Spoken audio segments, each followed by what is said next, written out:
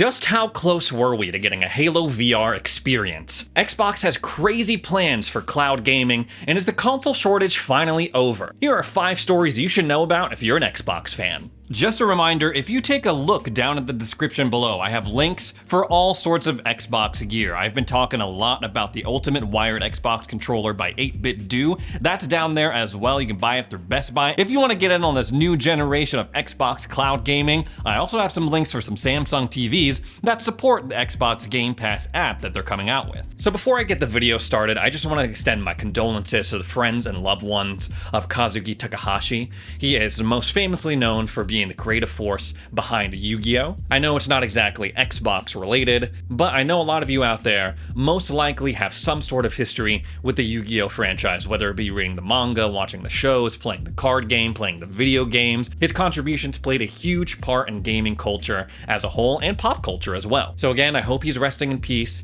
and I hope his friends and family are doing well. First up, let's talk about Marvel's Avengers. I don't know how many people are still out there playing this game. For those of you who don't know, this is a game that follows, as you guessed it, Marvel's Avengers, the whole Avengers squad. It was made by Crystal Dynamics. I played through it once, haven't been itching to go back personally. It was a timed exclusive for PlayStation consoles for a long time, but it's actually on Game Pass right now if you want to check it out for yourself. In a very questionable move, this game is actually a live service game technically, so there's a lot of like cosmetics. You can pour a bunch of money into it to get all sorts of DLC and other stuff, and they've also added some new heroes as part of this live service aspect. For example, they threw in T'Challa, Black Panther, and on PlayStation side they got Spider-Man, which a lot of people were not too happy about because it wasn't as cool as the Insomniac Spider-Man games. And now we know the new hero that's going to be joining the roster for Marvel's Avengers, thanks to TechniqTV. He spilled the beans when he was not supposed to spill the beans. Now, TechniqTV, he's an actor, content creator, streamer,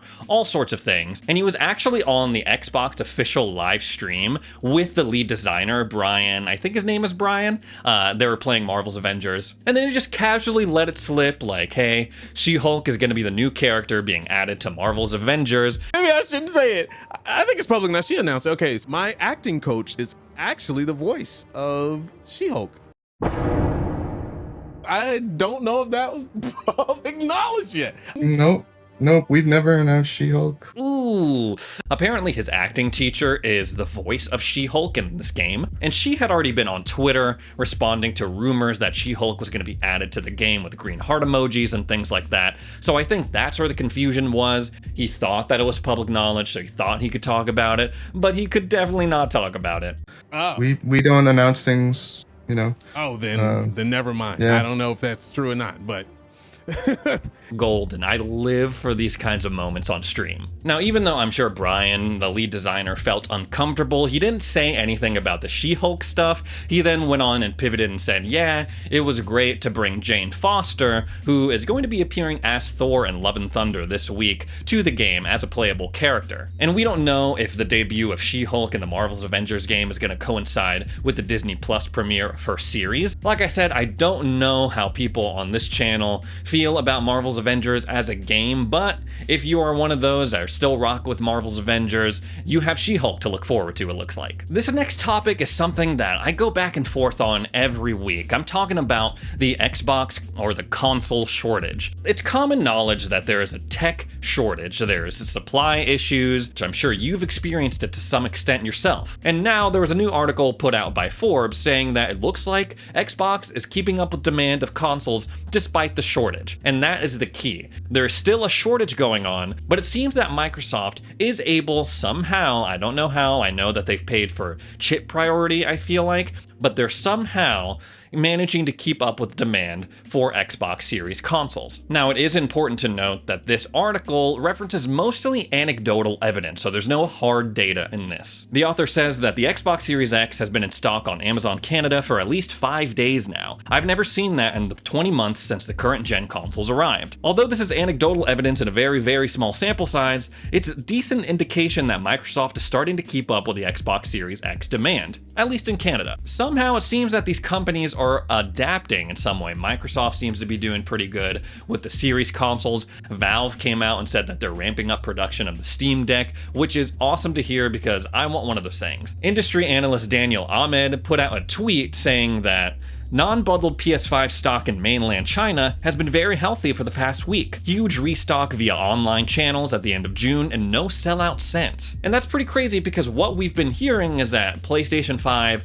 has been struggling mightily to keep up with demand of the PS5 consoles. But at least in China, it seems that they're doing pretty well. Overall, we're not out of the woods yet, of course, but all of this stuff, it's positive, baby. I got my hopes up. So last week, Samsung debuted the Samsung Gaming Hub, which includes streaming services like GeForce Now, Google Stadia, and Xbox Cloud Gaming. It is essentially the next step in Xbox's plan for Game Pass, for cloud gaming, to expand the Xbox ecosystem. We knew that a standalone app like this for smart TVs was coming eventually. We've been hearing things about Project Keystone, which is a thing that you were supposed to plug into your TV and be able to access cloud gaming that way. And it seems like this cloud gaming app for Samsung is the first step to bringing cloud gaming to all sorts of devices as just a standalone app. Speaking in an interview with NME, some pretty big Microsoft execs for Xbox Europe had some lofty ambitions, it seems, for Game Pass now that this app has rolled out. The senior global product manager for Xbox Game Pass said, "We've said for a while we've wanted to reach 3 billion gamers around the world, and I think Xbox Game Pass and cloud gaming really kind of opens that up. It allows people to play the games on multiple devices with a community of millions of people around the world, and it also increases the availability of the product in countries where maybe you haven't been able to previously afford to play or access Xbox in that region. It really does kind of open up the choice and the accessibility of Xbox Game Pass." Now that is insane, right? 3 billion players? There's only not even 8 billion people in the world, and you're saying that you want almost half of the global population to have played Xbox games? Has there even been a billion Xbox players to date over the past 20 years Xbox has been a thing? Now obviously they're not going to get to 3 billion players just with this Samsung TV app. They're only available right now for their 2022 models, so right there it locks it behind this kind of weird price and tech barrier. But like I said, this is the first step of expanding the Xbox ecosystem, and I'm here for it. In terms of reaching 3 billion players, I really feel like it's going to boil down to how Xbox does in the mobile gaming space. Now that's probably not something that you or me really want to hear, but the reality is the majority of the gaming market plays on a mobile device. I know that's weird to say, but that's where all the money is currently, like with the App Store games that you see on iOS, Android. I'm talking about the millions and millions of people who play Candy Crush on their phone, Angry Birds, Clash of Clans, all that stuff. So how cloud gaming resonates with that audience is gonna play a big part in reaching this crazy goal of 3 billion freaking players. Next up, let's talk about Game Pass. Like I always say, it is not an Xbox Ready video if I do not talk about Game Pass in some way. For the month of July, it's not necessarily as exciting for me, this Game Pass lineup. Last June, we had Assassin's Creed Origins. We had TMNT, Shredder's Revenge. That game alone was worth everything for me. That game was amazing. I loved it. And then at the end, we got Naraka Blade Point on Game Pass as well, which is awesome to see. I've been having a good time with that. For this month, the Game Pass lineup, the big story is that the Yakuza collection is going to be complete again. Now I know what you're going to say, Ray, we already had all the Yakuza games. Sort of. We did at one point, but back in December, they took a few of them off, and it's been 6 months since then, obviously, or 7 months. I'm losing track of time now. But they're all going to be back on the service again, all the Yakuza games, by the end of July. And that's pretty cool. I've only played a couple of those games, but it's nice to see that Xbox is maintaining its relationship with Sega. We also got Power Wash Simulator coming to the Game Pass. That's right. I feel like people are sleeping on this game. It is exactly what you would think. You are a power washer and you're cleaning really dirty stuff until it's 100%. It is one of those games where it's like, it's supposed to be like relaxing, turn your brain off kind of thing, give you a break from all the craziness of the world and your other gaming pursuits. This game was added a couple of days ago on July 5th, but Far Cry 5 is also on Game Pass this this month. In this game, I completely forgot about it because it's been a couple of years. I never owned it, but I played it at my friend's house. But when it launched, it was super controversial. But it was also Ubisoft's #1 best-selling game ever. And we're talking about Ubisoft, so the Tom Clancy's The Division, any Assassin's Creed game, For Honor, all of those huge games still could not match Far Cry 5, apparently. So yeah, if you want to see what all the hype is about, Far Cry 5 is available now on Game Pass. Also, as part of your perks this month, they're pretty standard. They're still offering the Discord Nitro, the 2 months of Hulu ad-free, but they're also offering for free Season 1 of Yu Yu Hakusho, and I just thought that was awesome because I love Yu Yu Hakusho, man. It was one of those anime that I grew up on, glued to my screen every Saturday night on Adult Swim, waiting for that to come on. So for all of my anime fans out there, I recommend that you pick it up because I'm pretty sure you outright own it for free. You don't have to be subscribed to anything. That's what I understood when I was looking through my Xbox Game Pass Ultimate perks. Y'all are gonna love the story because it centers around a Reddit thread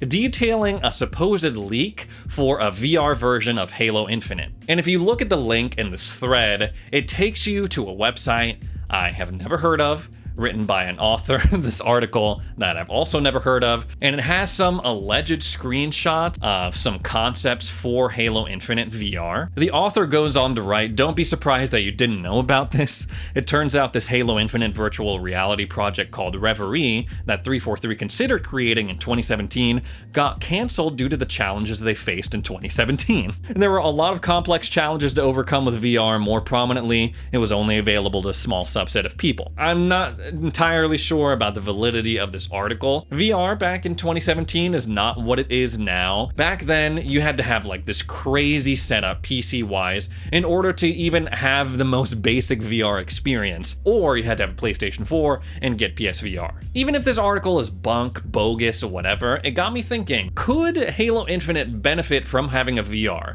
We know that Xbox has already come out and said we are not interested at all in VR technology, which is fine. I would much rather have an Xbox handheld than an Xbox VR headset. I'm kind of swinging for the fences here, guys, because honestly, I'm a little worried about Halo Infinite. I mean, I know they're a big company. 343 is bankrolled by Xbox and Microsoft. They don't need a small little YouTuber like me to come and defend them. But all I see when I open up Twitter, social media, Reddit, whatever, is just Halo Infinite hate. And I get it. There's not a lot of content. They handled a lot of things very questionably, I feel like. We're still waiting on campaign co-op. We're still waiting on Forge mode. People are getting a little bit underwhelmed with Season 2 Lone Wolves. So yeah, Halo VR. Why not? Would that be enough to reinvigorate this franchise and generate interest in this game? We've already seen a glimpse of this to some extent. There have been a couple of people out there that have been messing around with modded versions of Halo Infinite in VR. This guy right here, Diartos, he's kind of shooting at some banished forces. He went on to explain in the thread that he used VorpX, a popular VR 3D driver that allows you to run standard 2D games on PC VR headsets. He also went on to say that the experience is pretty limited. You can look around, but motion controls aren't supported. He had to use a controller to move around and do basic functions in the game. I don't know if in a million years 343 would consider doing some sort of VR experience, teaming up with a third-party VR person, whatever. But in terms of maybe turning Halo Infinite around a little bit, we got some good news today, actually. So somehow Microsoft got Paul Bertone, or Paul Bertone, I don't know how to pronounce his last name, but he's a former director for Bungie. He worked on the first 5 Halo games. Pretty sure he worked on Halo from 2002 to 2012 or something like that. He also worked with Undead Labs on State of Decay. He's going to be a technical director for Halo Infinite for 343 Industries. Joseph Staten, who's the head of creative for Halo Infinite, tweeted out this picture of him and Paul, and he said, "I'm happy to confirm at Halo veteran Paul Bertone has joined the team as studio technical design director. Paul and I met in 1999 back in Bungie's Chicago days and then shipped Halo 1 through 3, ODST, and Reach together. I'm thrilled to have Paul help lead the future of Halo Infinite." So I feel like this is pretty good news. Then again, I am generally just an optimistic person, but from my understanding, Paul is one of the guys that helped to make Halo back in the day. I don't know exactly all of the duties that a technical director has at a video game studio, but I'm hoping that his presence, his expertise, leads the team to creating content on a more consistent consistent basis. It's pretty easy in the gaming space to be negative about something, to complain endlessly about something. A lot of people seem to respond to that in terms of engagement and views, but I'm choosing to be hopeful. Halo Infinite Season 3 is going to be where it's at. It's going to be the shooter. Don't quote me on that.